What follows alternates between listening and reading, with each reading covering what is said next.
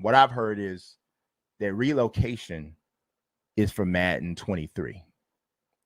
There is a chance, or there was a chance, that it could have been added in as a post-release feature. But the main objective, that one of the main objectives that EA had when it comes to any of the live service updates that they did on franchise mode this year, was that they didn't want you to have to restart your franchise for any of the updates, right? So now this would not necessarily be one of those features, but it could be, depending on how you look at it, right? And I feel like it's such a big or grand feature. I know for a fact that it's on their radar. I interviewed Connor Dugan and Clint Oldenburg, and we talked about this and some other customization options. So I know that it's on their radar, and they got a guy by the name of Andre Weingarten, aka Swami. And a lot of you may not realize they got another gentleman working on the franchise team, Deuce Douglas. Deuce Douglas is the guy from the OS forums who put together what I would say is probably the best user or consumer created mock-up for a sports video game that I've ever seen.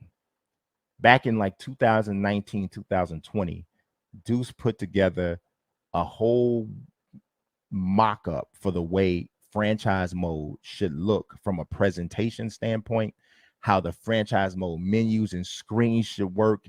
He built out this whole magazine concept of how it should work inside it was literally brilliant. And if you ever wonder if talent is required to do this whole concept of making games, and that, it absolutely is, because not every human being can make a mock-up the way Deuce Douglas did.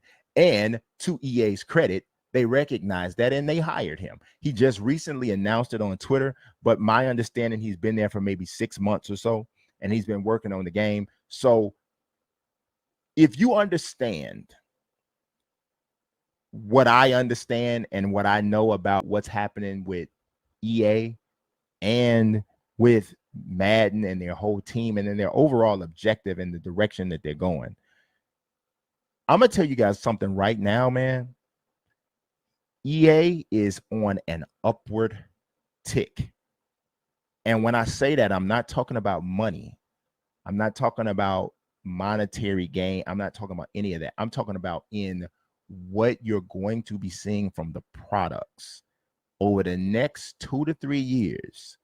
I believe that you are going to see the best EA games, the EA sports games, than you have seen in decades. That's a big statement. I understand that. And I understand that most people are just generally pessimistic. But from what I have seen, EA is in a position or in a place right now where their focus is in an area that is very consumer and user friendly.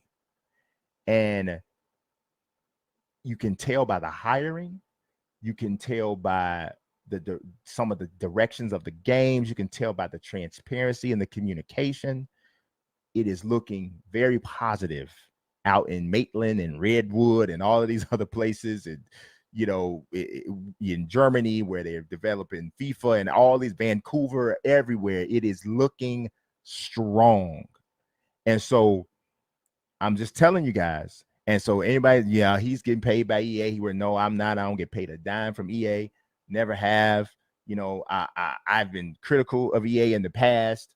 I'm critical of 2K in the past. I don't work for 2K. Never have. Don't get any money from 2K. I work for the 2K League, which is a separate situation.